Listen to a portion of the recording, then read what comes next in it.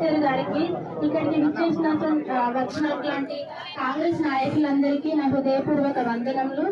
అట్లాగే ఈ సొంతింటి కళ నెరవేర్చాలనేది నాది ఒక కోరిక. మన ప్రేమ వివాహం ఇల్లు కట్టలేకపోతున్నాను. చిన్న బాధలకింది. నాకు 2 పిల్లలు, మాది 16 సంవత్సరాలు అవుతుంది పెళ్ళయి. కానీ ఈ కళ కూడా నెరవేరింది. ఇక్కడికి వచ్చేది కూడా నాకు డబ్బులు ఉన్నాయా లేదా, మన జీవితానికి డబ్బులు లేదు. ఇప్పుడు ఇల్లు కడదామంటే కూడా, కాకపోతే నాకు చాలా ధైర్యం వచ్చింది. ఉసుకైనా కూడా డబ్బులు ఇచ్చే విషయంలోనైనా కూడా.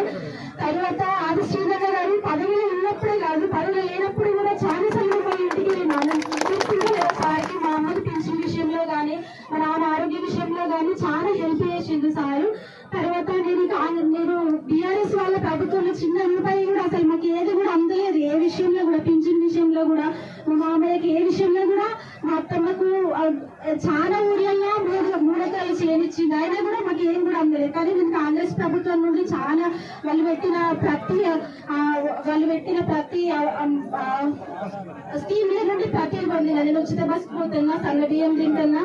తర్వాత ఈ విషయంలో కూడా నాకు చాలా సహాయం చేసిండు. జై కాంగ్రెస్. కరెంటు బిల్లు కూడా ఉచితంగా వచ్చింది. తర్వాత నేను సార్ నాకు కట్టిస్తారు లేదన్న విషయం కాదు, కానీ నేను తప్పకుండా సార్ గెలవాలి. పదవిలో లేనప్పుడు కూడా ఎన్నో పనులు చేసేదని సార్ గెలవాలని నేను చాలా మీ సార్ వాళ్ళకే ఓటేసిన. మీరు చెప్తున్నాను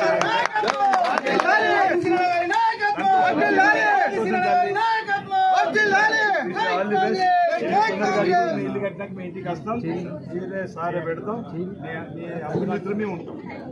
మీ అభినేతలు ప్రభుత్వం ఉంటుంది, రేవంత్ రెడ్డి గారి సర్కార్ ఉంటుంది. రైట్ అమ్మ.